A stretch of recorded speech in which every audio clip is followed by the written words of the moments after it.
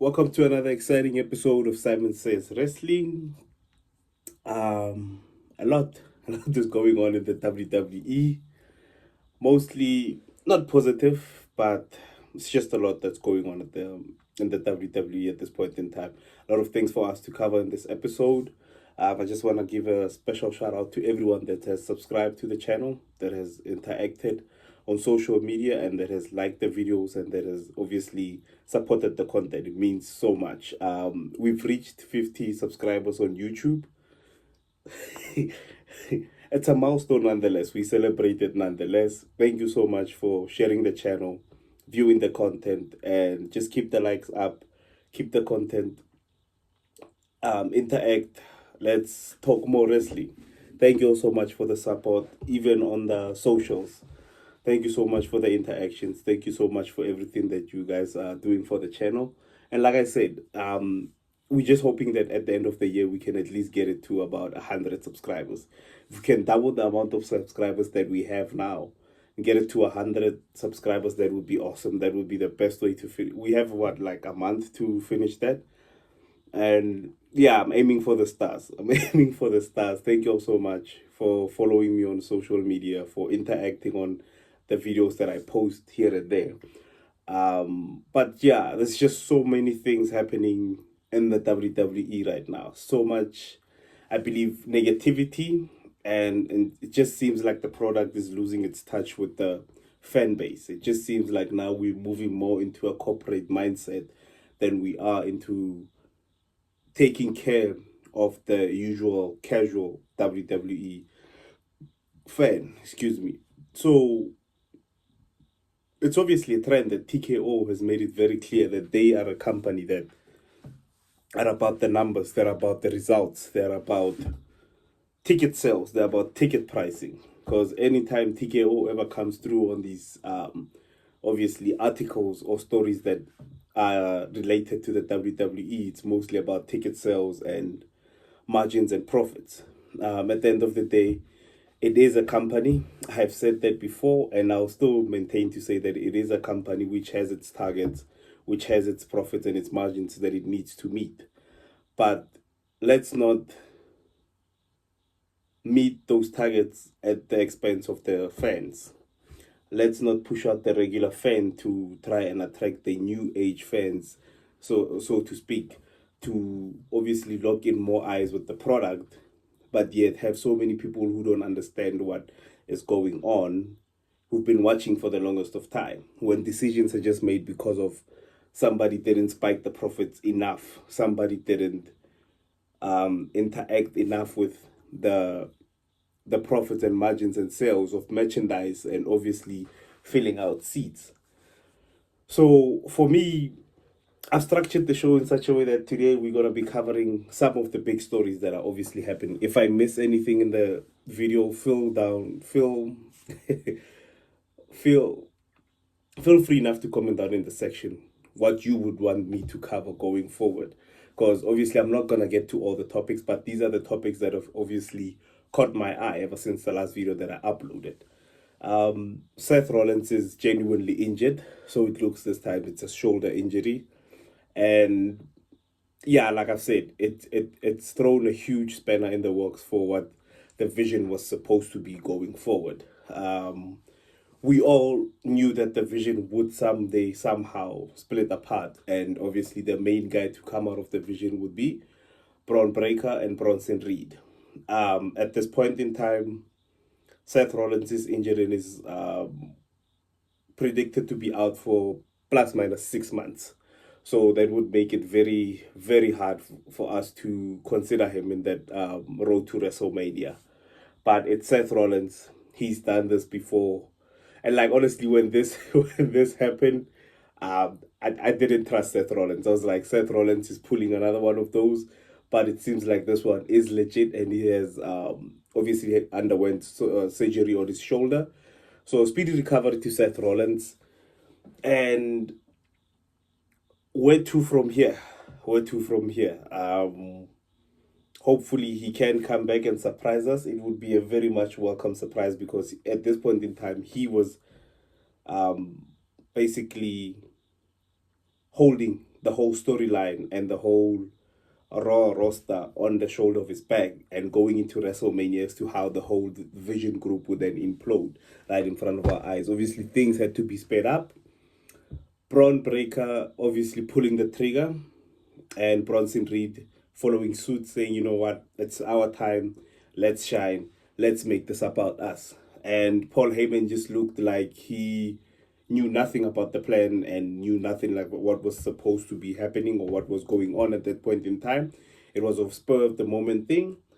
And for me, as soon as it already is, I welcomed it. The fact that, okay, now it shows that Braun Breaker is taking that whole mantle of being the future of the WWE and saying the future is now. Braun Breaker is actually saying, my time is now. I'm not the future going forward. I am the future now. I can headline WrestleMania now. I can headline whatever pay-per-view that you guys put. I will headline it and I will make it the best pay-per-view or the most filled pay-per-view. So obviously, you still have your common names that you can put onto the card to obviously carry the company at this point in time. But I think the future is now. I think this is the time for us to strap that rocket, as they would say, to Braun Breaker's back and launch him to the moon and further. WWE creative seems to be stuck in a sort of matrix, as I would say. They wake up, book the show, same way that they booked it last week, hoping for different results or different reaction from the fans. And it's actually just starting to show, in the sense that we've got more heels that are leading this company than we do baby faces.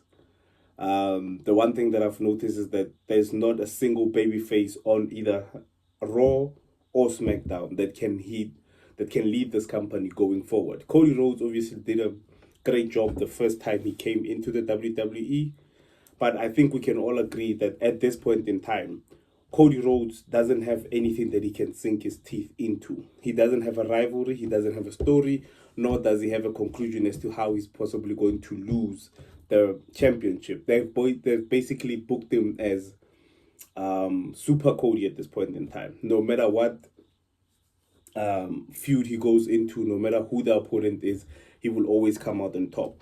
And this is the laziest way to book any character, given the fact that this is your biggest, if not biggest box office attraction champion at this point in time. And you're still booking him in the sense where there is no character development. There is no, like, Cody Rhodes at this point in time has just become, for lack of a better word, bland.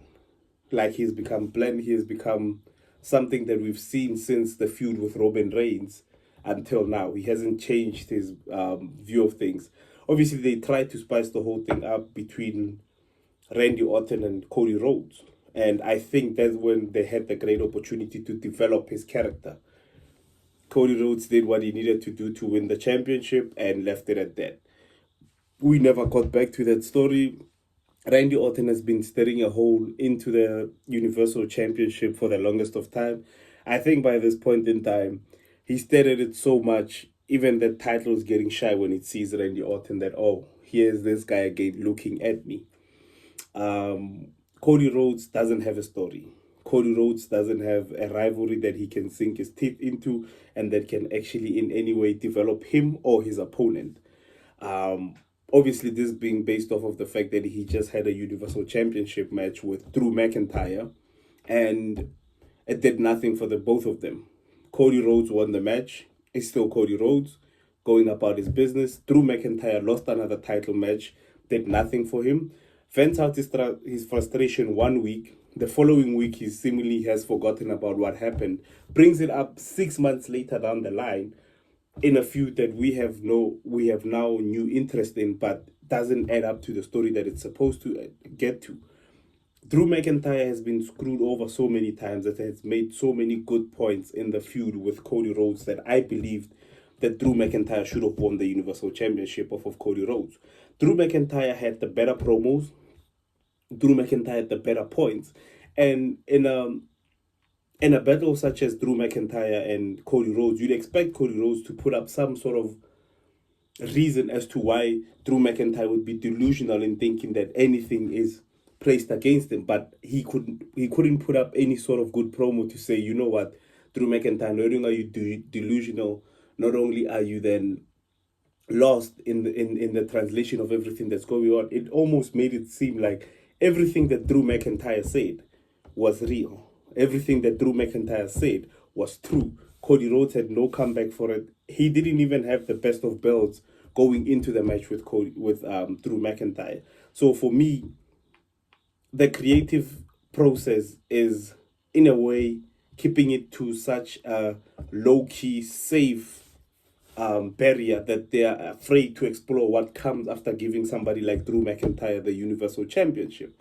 Drew McIntyre carried us through COVID, him and Randy Orton. And it's funny how 5 years down the line, those two people are just an afterthought to the creative team. These guys literally put on one of the best Hell in a Cell matches at that point in time, in the COVID times. They had one of the best feuds. Tell me anybody who isn't liked more because they feud with Drew McIntyre. Drew McIntyre is the perfect heel. Drew McIntyre is the perfect babyface. Doesn't matter which character you give to Drew McIntyre, he will always make the other person look better, or in any sense make himself better. Drew McIntyre's application of his character is always to enhance whoever he's in the ring with. And he couldn't even get that done with Cody Rhodes having the Universal Championship on him. Then that's not on Drew McIntyre. That's on Cody Rhodes. So that's why I'm saying everything is just a safe, it's just a safe line. It's like they're afraid to cross that red line that's been drawn in the sand to say, let's actually give this guy who has all the momentum, who has all the fans talking, who has all the interactions at this point in time, let's see what he does with it. Instead, they give that sort of treatment to people like Jey Uso. Now, Jey Uso, at the point in time when he was given that treatment, I believe it was valid because he had one of the hottest entrances. He still has one of the hottest entrances. He was involved in storylines with a person like Gunther, who basically is the perfect wrestler in the 21st century or any other century that you want to put Gunther in, where he couldn't beat Gunther and he needed to dig down deep enough to beat the guy. He had failed multiple times, and the time when he actually won and needed to win was his last chance at WrestleMania to make it big and make it mean something. And he did. That's why we all enjoyed the moment, because there was a backstory to it. Now they're trying to push down the point where every character who's a babyface shows tendencies of a heel, comes back and shows tendencies of a babyface. The other problem with Bayley, but we'll get to that one. Now, Jey Uso is in a point where he has one of the hottest entrances. If you wanted to turn Jey Uso heel one night, hit his music, have him come down the ramp. No running, no eating, no nothing. Just go down the ring, handle business, give a promo like you mean it. Actually mean it from the gut and handle your business. And then we'll start saying, oh, okay, it may be time to turn Jey Uso heel. But the other issue is that there's so many heels in the company. I'm starting to think, like I said at the beginning of this point that I'm trying to make, there is no babyface that can carry the company going forward. All the heels, everyone is interested in all the heels. And it's a good thing because obviously the company has been based around babyfaces before, babyfaces such as John Cena, Cody Rhodes, at some point in time, Kevin Owens was a babyface. He had always been around babyface champions. Now we're in an era where heels are giving better work than babyfaces, and it becomes very, very hard to watch and consume the product when these babyfaces are forced down our throats. Jey Uso had that run. Now he's giving signs of babyface heel, babyface heel, babyface heel. And after a certain point in time, it just gets so dull. It gets so boring. Why do you not keep Jey Uso as a babyface? Help him enhance the tag team division at Monday Night Raw. The tag team division at Monday Night Raw obviously got its revamp recently because with AJ Styles and Dragon Lee becoming the new tag team championship. Before that, the Judgment Day had no plan going forward. The Judgment Day didn't have a story. They still do not. We're still waiting for the Judgment Day split. I think they've placed the Judgment Day on hold until Liv Morgan comes back.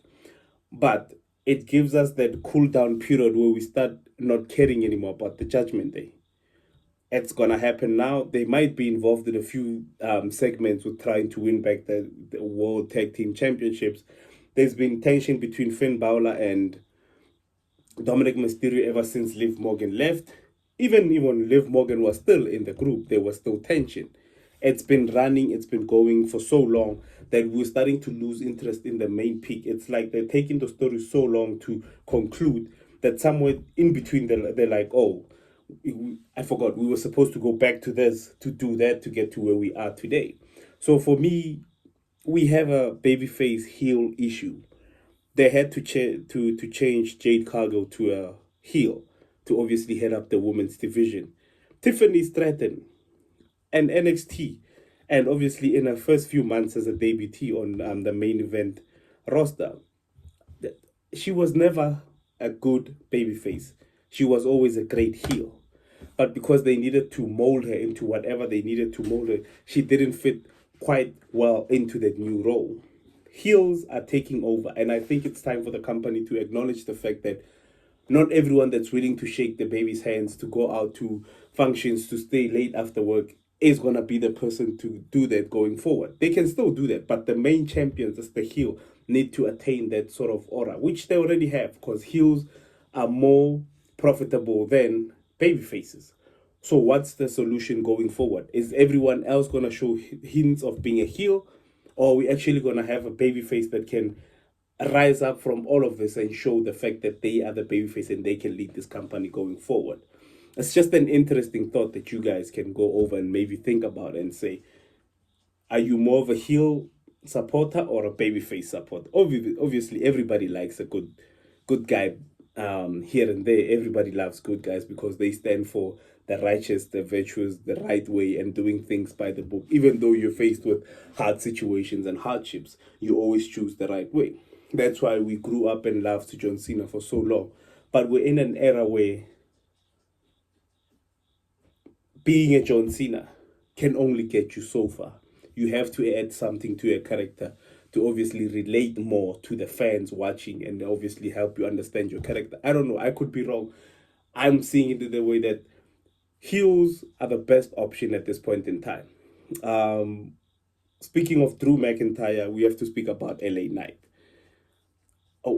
What are we doing with LA Knight? I think LA Knight at this point in time is one of the hottest baby faces. Still not been given the opportunity to shine. I don't know whether it's background issues affecting him and his success going forward. Obviously, it's been announced that LA Knight is gonna be in a match with a mystery opponent on the following episode of I think it's SmackDown. I can assure you now he's probably gonna lose that match. Whoever is coming in as a mystery opponent at this point in time has more significance and more profitability to the company than what LA Knight is bringing. That should tell you something about the direction in which the company is going. I can bet you right now, a subscription and a like, that LA Knight is losing to whoever this mystery opponent is. That's how bad it is for LA Knight at this point in time. So I do not honestly know what Drew McIntyre and LA Knight have to do for them to get championship belts around their waist. But at the end of the day, we have to trust the process. We've been trusting the process for however long we've been LA Knight fans. But it's just getting to a point where, when will he ever hit the peak that he has hit now? When will they ever give him the flowers and the title that he deserves? And what does he have to do to actually win a title in the WWE at this point in time? It's just another question that I had put into the notes. And obviously, I saw the poster for War Games. I'm loving the vision. Excuse the pun. I'm loving the vision in the poster that they've shown. It's obviously Braun Breaker, Bronson Reed, and Paul Heyman in that image. I'm starting to question Paul Heyman's contribution to the vision. Before you bite my head off, I'm starting to question Paul Heyman's inclusion in the vision. The vision is young superstars taking over. Paul Heyman is no longer a young advocate. Paul Heyman is no longer I would say Paul Heyman has his thumb on the game. He understands how the game goes. He understands fan reaction, but we need someone that can take over from Paul Heyman to advocate for obviously the vision. So, in my head, how I'm viewing everything, the vision need to betray Paul Heyman. Paul Heyman needs to get run over, injured, and beaten up by the vision. Obviously, they'll obviously see how they can work everything into it, but I need a new oracle for the vision. I can't have somebody who has represented so many guys. CM Punk, who is his best friend, obviously betrayed him at WrestleMania, but he's still CM Punk's best friend, has represented Roman Reigns. Roman Reigns, who obviously got taken out by the vision, who have they haven't crossed paths with Brock Lesnar as of yet. My vision for the war games scenario, this is my vision, this is my idea. Could be crazy. Let me know down in the comment section. Paul Heyman guys versus the vision. This is basically the future and the household name of the WWE going forward. Paul Heyman can have CM Punk. Paul Heyman can have Roman Reigns. Paul Heyman can have Brock Lesnar, and any other individuals who he can recruit to obviously go against the vision. On the vision, we've got Bronson Reed, Braun Breaker, and then we've got, it seems, Logan Paul. Logan Paul, is he actually a good fit for the vision? Given the fact what the vision stands for, he fits in. Character-wise, no. But given what the vision stands for, the future of the WWE, these three guys are definitely your guys. And I would have Austin Theory come back and join the vision. What they gave Logan Paul this past week on Monday Night Raw, I would love to have seen it for Austin Theory. For Austin Theory to come down the ramp. The crowd goes absolutely nuts. This is where expecting a babyface return from Austin Theory. But Austin Theory doesn't actually back up CM Punk. He attacks CM Punk. For me, that would have made more sense than what they did for Logan Paul. Obviously, Logan Paul played the character tremendously. Logan Paul executed it perfectly. But the problem is we're trying to get the fans hooked from when the music plays until the moment it happens. The moment Logan Paul came out, boos were already circulating the whole arena. And immediately when he stood by CM Punk, people were confused and they were like, oh, damn. But in order to get the emotions of the fans, imagine Austin Theory running down the ramp to a great pop around the world. Even social media would explode that Austin Theory is actually back and he's teaming up with CM Punk and backing CM Punk up. This is what we've been advocating for so many years. Turn Austin Theory babyface. And that split second, have Austin Theory just knock out CM Punk, and that would be utter chaos and shock. That's how I would have loved to have Austin Theory's return. After seeing what they did for Logan Paul, I immediately saw Austin Theory in that position. I'm like, Austin Theory, this should have been you. But yeah, at the end of the day, Logan Paul is in the vision. I want to see Austin Theory also back in the join the vision when he comes back. And obviously now we've got 4 guys this side, 4 guys this side. It's just a matter of putting on the right pieces to get the right superstars in the OG Paul Heyman guys and versus the vision going forward. And for me personally, I just wish we have that. That would be more interesting than what we're already trying to push for at this point in time. OG Paul Heyman guys versus the vision. So I don't know, could be crazy. Let me know what you guys think of the War Games. Who do you think is going to be in this year's, I think next year's match? Who do you want to see in this whole story? Who do you want to see obviously get more involved in everything that's going on? We also picked up on the WrestleMania teasers that had everybody going crazy online. And yeah, it's basically a WrestleMania teaser announcing the fact that we're all going into WrestleMania 42 in Las Vegas. All chips are in, all bets are set. But who are they set against and who are they setting for? Because it was very interesting to look at that teaser. This is why I came up with that whole OG Paul Heyman crew versus the Vision. So it seemed like all the people that were at that table are Paul Heyman guys. It's people that Paul Heyman has played a significant role in obviously introducing them and just hyping up their careers. Cody Rhodes being the exception. I think maybe his dad would have been a better fit, but unfortunately the dream is in heaven. So it seemed like OG Paul Heyman guys. For me, I painted a bit of a weird picture. I looked at that after they revealed it. I'm like, where are the women? Where is the representation for the female superstars that we have at this point in time, given the fact that most women in the WWE at this point in time are doing a tremendous job. They're doing some of the greatest of work. Shout out to Becky Lynch. Becky Lynch just recently got into a feud with Maxine, and she made Maxine Dupree look like a star. Maxine has also, to her how can I say it, to her game, so to say, she has stepped up her game. Her in-ring work has tremendously improved, and it showed against Becky Lynch. Shout out to Becky Lynch for actually pushing the envelope with the Intercontinental Championship. Becky Lynch is actually doing something with that title. On the other side, obviously, we have I think it's the United States Championship. She hasn't done anything with that title, and I think it's a lack of opponents. It's a lack of storyline progression, and it's just becoming an afterthought that we actually have a women's United States Championship, and it just becomes one of those where her stats come up and they say that she's the longest reigning United States champion, longer than Chelsea Green, but you can barely remember the matches that she's had.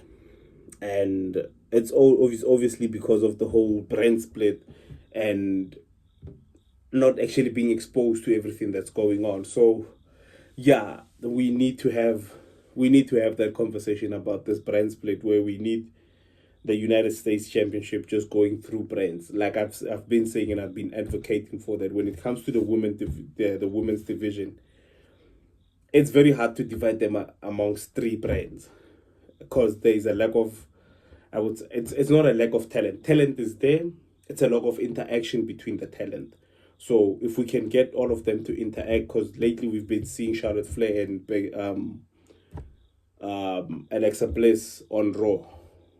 I would love to see more of that happening with NXT and SmackDown, because the women's division needs to come together to put storylines that actually make sense and actually expose competitors to what the world is.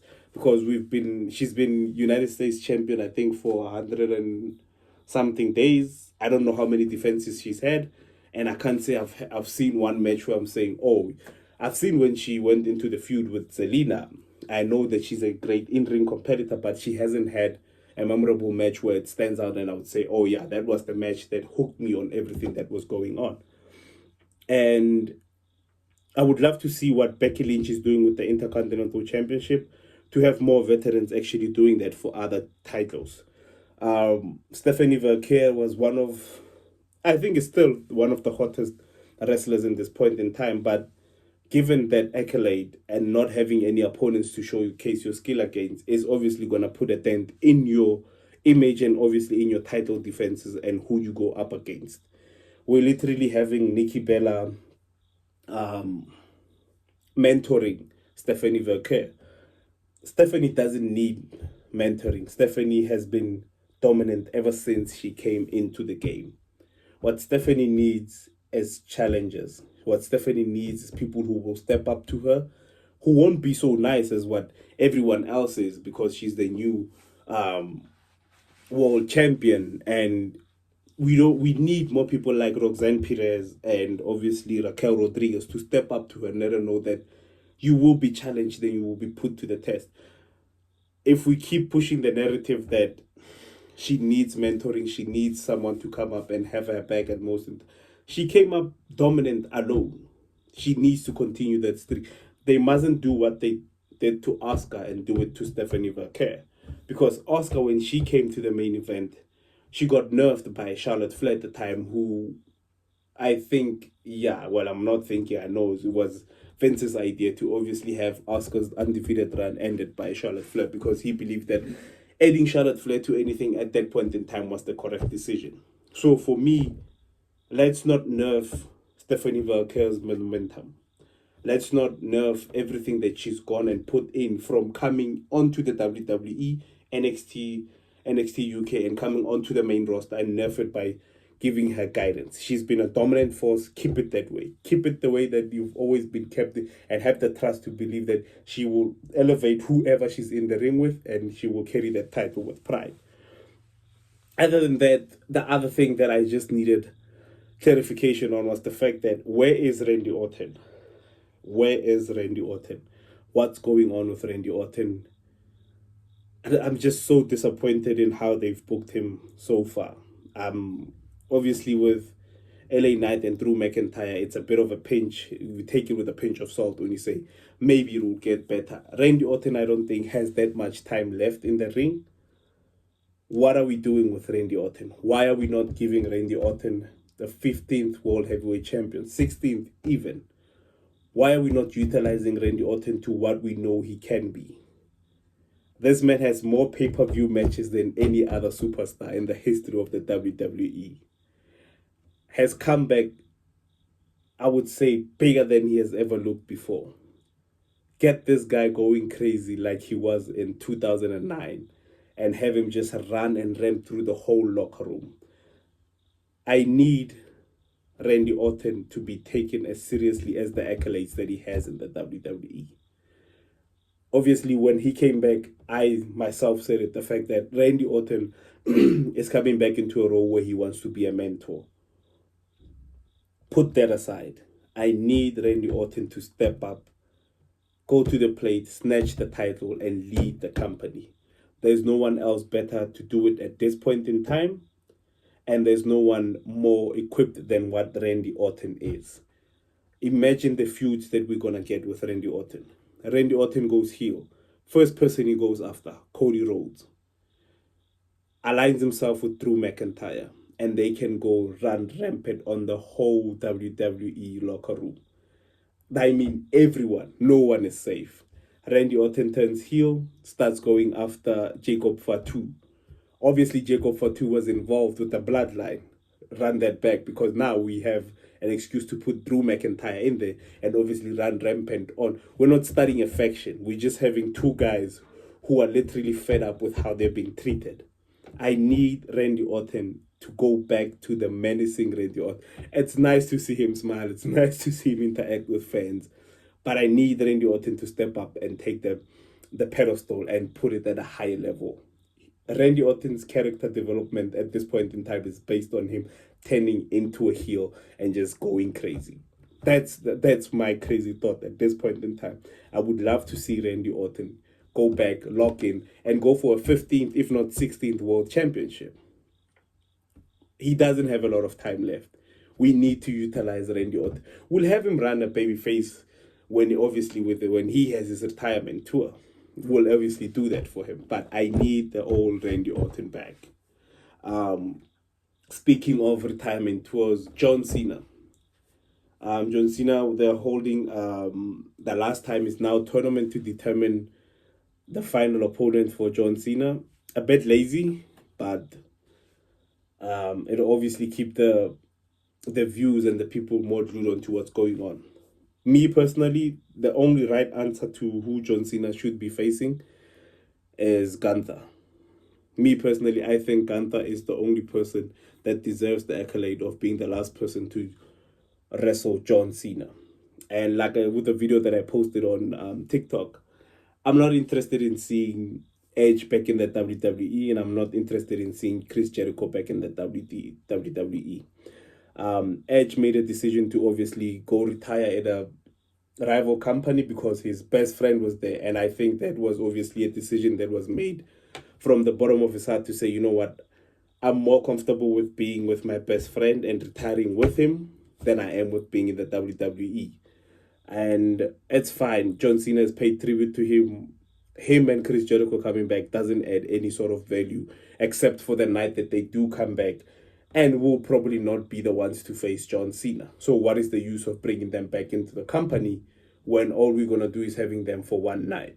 Chris Jericho returns now. What are we doing with Chris Jericho? He hasn't even been, like I've said, he hasn't been any instrumental or any, hasn't been the rival to John Cena. So what do we do? Who do we pair him with? Who do we have him go feud? And based on that, what do we do with them? Like I've been saying, at the end of the day, I'm not interested in seeing John Cena or Edge. Not John Cena, Chris Jericho and Edge back in the WWE. The one thing that I would love to do is to have John Cena more involved in who his last opponent is. Like when he rides off into the sunset and there's some sort of documentary, I need to see in that documentary how John Cena was involved in choosing his last opponent and saying, I believe this is the future of the WWE. This is the guy that the torch needs to be passed down to. And can WWE Creative just give that honor, that privilege, the respect to John Cena and say, here, choose who your last opponent is. Once we have a documentary out, we'll let them know that you are the one that chose this person. You believe that this person going forward will carry up the company and will carry it down in a spectacular way. Like I've said, I've placed my money on Gunther. Who do you guys think should John Cena face as his last opponent? Comment down below. Let me know who you guys think would be the last opponent. And like I said, any other topics that I've missed in this whole episode, let me know what you guys. Let's interact in the comment section. Give me your thoughts on everything that's been going on. Give me your thoughts on TKO. Give me your thoughts on Triple H and how he's running the company as of late. Am I being too harsh on Jey Uso in saying that he should stop focusing on a singles run and actually go back into focusing his title reigns, tag titles, with reviving the whole Monday Night Raw division, tag team division at this point in time? Braun Breaker is the future. The future is now. That's the main point. That's the point that we're going out on this episode is Braun Breaker is the future. The future is now. Drew McIntyre, LA Knight just need to start a union at this point in time to oppose everything that Creative has for them, because Creative is failing them in the worst way. It's also failing the United States, the women's United States champion. It's failing all the other female superstars that are in the tag division that are not getting as much exposure as they should be, given the fact that we have these titles on these shows. So it's just a lot that's going on at this point in time. But as always, it's your boy Simon Says Wrestling. Thank you so much for the subscriptions. Thank you so much for the views. Continue hitting the like button. Continue hitting the share button. Continue hitting the follow button on all social medias. Thank you all so much for the love. Let's meet again on the next exciting episode of Simon Says Wrestling. Thank you so much for tuning in. And as always, peace.